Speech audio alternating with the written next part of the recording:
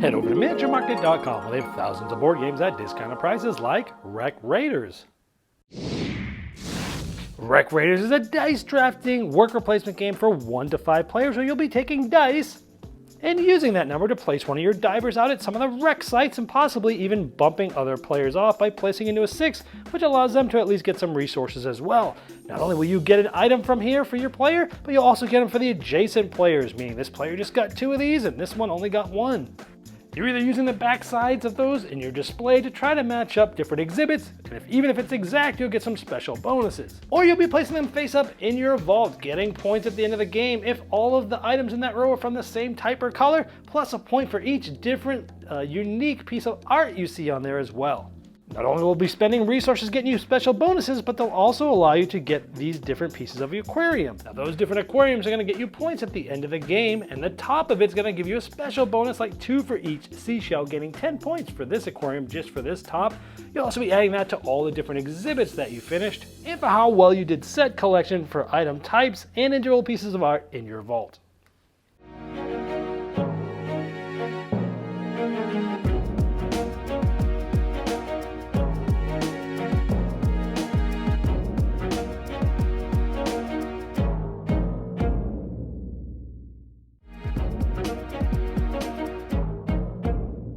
Hello my friends, it's the Game Boy Geek here, and Wreck Raiders' beautiful art and production as normal from Kids Table Board Games, using a box lid as a dice tray with resource allocation, a cool way to make dice worth more than others.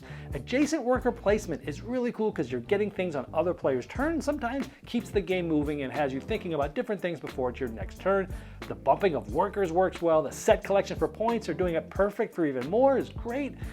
Deciding what to do with the treasures. Do I put it in my display case or do I put it in my vault? Building up that vault for big points and set collection as well, individual units that you don't have somewhere else is cool. Getting those aquarium set collections of building up the different aquariums, either one large one or a couple of small ones, more interesting things. On the negative side of things, there's no variant for sort of a beginner game like some of their other games, and there's a decent amount of setup for how long the game is, but overall, it's a good next step worker placement game.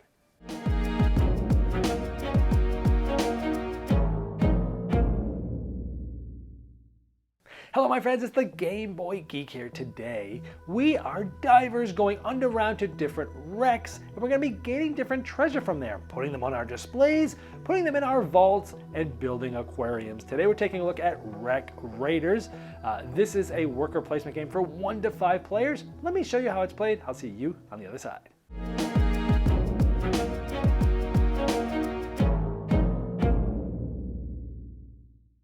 At the beginning of the game, each player is going to get divers of their color, and this is what the divers look like. These are the workers you'll be placing throughout the game. Each player also gets their own player board. Over the course of the game, they'll be placing items there to display. They'll also be storing some in their vault for in-game scoring as well. Now at the beginning of each round per se, the dice are going to be rolled into the box. This is actually the top lid of the box.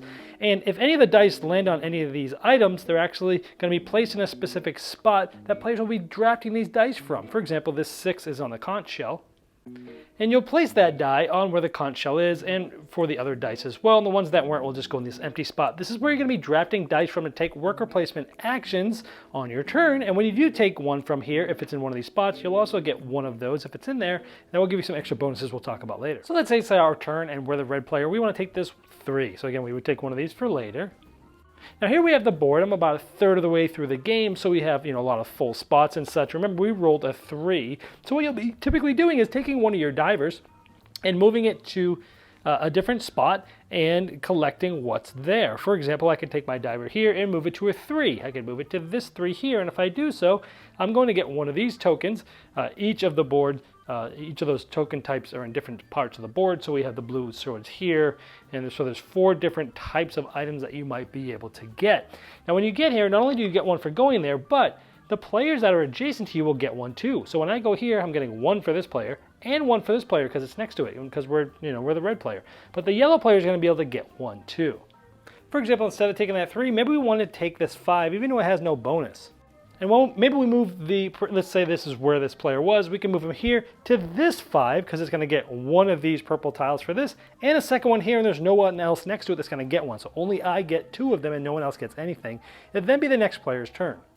And the player's going to continue drafting these dice until they're all gone, and then you'll roll them all back into the box and start a new round for say. Now sometimes you might knock somebody out. Like for example, let's just say you move someone from here and you had gotten a 5.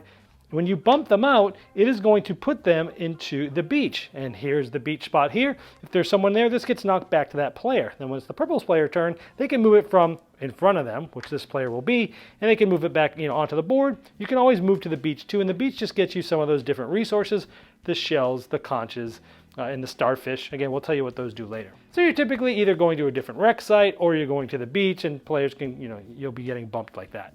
Now when you get those different items, you're going to be looking at it and then deciding what to do with it.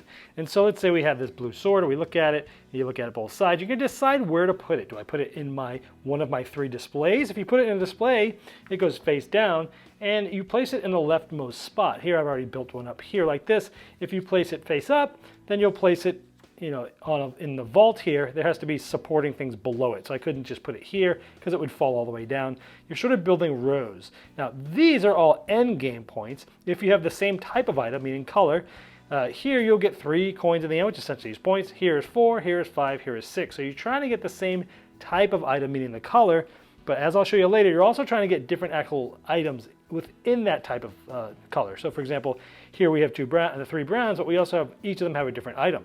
Where here we have 3 blues, but they're all the same. And that makes sense towards the end of the game because you're gonna get an additional point for every actual item on these that are different. So this is gonna give me another 3 points at the end of the game, where all those shields are just gonna get me 1 point because they're all the same.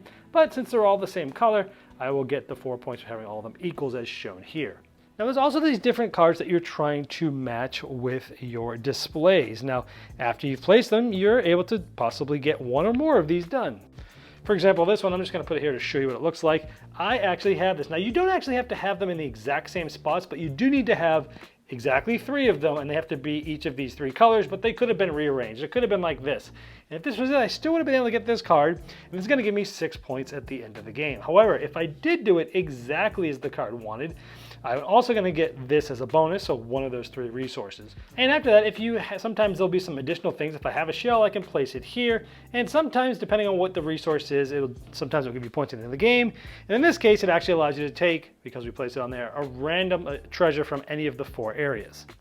Also, at the end of your turn, you're able to buy 1 of these aquarium spots. These are sort of the bottoms, these are the middles, and these are the tops. Now you'll have 1 bottom and possibly 1 top, but you could possibly have multiple middles as you build them. So, and in order to get these, you must spend a certain amount of those resources that we talked about earlier, like a starfish and 2 shells, for example. And so you'll start building these aquariums. You can have more than 1, but you really want them finished at the end to get the most points. So that's pretty much how it's played. You're going to draft a die, you're going to move 1 of your divers, you're going to possibly take some items and or resources. Other players might too, and then you're trying to figure out where to place them in your displays or your vaults. Now that's pretty much how the game is played. It will end when a player gets a certain amount of these exhibits done. Now about those special abilities, if you have a conch, you can turn it in to change your die. You can add 1 or subtract 1 from it to give you more options as to where to place your divers. If you use a shell, when you get a treasure, you can gain another random treasure of that same type. If you use a starfish, you can place it on 1 of your items in your displays, and it can be anything. So now if I had the starfish on here, I could say this is a yellow, and I could actually get this with the extra bonus because I did it in the correct orientation. Or you can use a star to get rid of the one furthest on your right on any of your display cases to help you kind of get these cards a little bit easier. And at the end of the game, again, you're going to score your vault. So if you have these, each row is filled with the same type of item, which is the color, you'll get a certain amount of coins, which are points. And each individual different item is going to get you a point, like 1, 2, 3, 4. Those are all the same there. 5, 6. So you get points that way. You'll also get points from all of the finished exhibits that you've done, and you'll be getting points for all of the different parts of your aquarium. For this one, you're not only getting these points, but you're also getting on the top 2 points for each of the shells. So 2, 4, 6, 8, 10, another 10 points because of this top. And whoever has the most in the end is the winner. All right, now, first of all, beautiful art and production. This always happens from Kids Table Board Games. They know how to make games look awesome, both with art and components, and they did so here for sure. I love that you're using the box lid as sort of a big dice tray, but it actually has a function of where you're rolling the dice. If they land on certain things, you're gonna get resources when you drop those die. If not, not. A heavier game, Rattle Battle, Spin the Loot or something like that from Portal Games had this too, but this is sort of a fun little thing. Roll the dice, let's see where they land. Cool little, you might want to call it a gimmick, but it's fun. You just sort of, it gives weight to different dice, and which one, like, oh, I want to go here, but I get this, and I can use this to get that. Opens up a new decision tree for you. I love the adjacent worker placement, because you're trying to always figure out, where can I go? If I go there, I get this, but they're going to get that, and they're going to get that. I can go here, bump this person, they'll get that over there, and I'll get this, and I'll get another one, but this other player will get it. You're constantly weighing that aspect, and I always like it when players are involved in other players' turns, because they're getting things when it's not their turn. It keeps everyone engaged. It's a great mechanism, and it works well here. I like that when you bump workers, some games you can't go where workers are. This worker placement game you can, but if you bump them, they're going to go back from the wreck to the beach, or from the beach back to them, which will give them another thing to think about. So the bumping mechanism works well here as well. The set collection for points. You've got lots of things going on with this. You've got trying to do the vaults, the displays. And if you get, I've always liked it when if you can do something, you get X. If you can do it perfect, you get Y. And again, it's just another mechanism I like. I've seen it in many other games, and it works well here, where you can get extra bonuses if you do it perfectly. But you do have to do it pretty close, at least have the exact colors and amounts. But if you have them oriented correctly, you get those bonuses. I like that. Deciding what to do with those treasures. What am I going to do? Am I going to put it in a display case? Because sometimes you'll be getting treasures and you didn't know you were going to get one because somebody went right next to you in a wreck, and you're like, oh, cool, I got this gold treasure. What am I going to do with it? Well, let's look at this. Let's look at all the available cards that are out there. Let's look at my display cases. Should I start a new one? Let's flip it over. Ooh, it's this. I could put over here in the vault. I don't have that yet. It's going to be worth an extra point. So you're always trying to figure out what to do, and I like that. Building up the vault is fun because not only are you trying to build up the same item type in the same row to get points, you're also trying to get different illustrations, different actual items themselves, because the more you get, the more points there. The aquarium set collection works well too. You can only buy one of these things at the end of your turn, but you're trying to build up either one really large aquarium that would do really well, or maybe multiples of them if you're not doing so well in the other one. Lots of options there. There's just, for a worker placement game that's sort of a family level game, I wouldn't necessarily call this a gateway game. I would call it a next step game because there's enough going off and enough decision tree things to think about. I wouldn't necessarily play this to the same person that if I was playing Ticket to Ride with them for the first time. I think this has more depth and more things going on than that. But for a next step game, there's a lot to think about, and I enjoyed it. Let's see, on the negative side of things, kids' table board games tends to have games where they have different variants for, hey, if you're playing with beginners or kids, you can pull this, this, and this out. Like in Fossilis, that one it has certain things that you don't do. This one, there wasn't really a variant for beginner gamers, and there's not really a way to strip out any of these baked-in mechanisms to have to do that. I would have liked for them to have a way to make this next step game a gateway game. I would have liked to have seen them done that. Might have been too hard of a challenge, but it's just a wish list for me that was not here that would have made the game even better for me. And there is a decent amount of setup for the length of this game. You've got different tiles, different bags. You've got those have to be set up in certain ways. You got different cards. You got different bags for each of the different aquarium types. And so there's a decent amount of setup. And again, that's a negative thing too. But overall, I'm really nitpicking here because the game is very good. If you're looking for that next step worker placement game that just looks vibrant on the table, can be played with families and can be played with gamers and still enjoyed, then check out Wreck Raiders. All right, well, first we have a beautiful art and production. I always get the publisher's name wrong. Kids board game table, kids table board games. The set collections for points, or even getting more,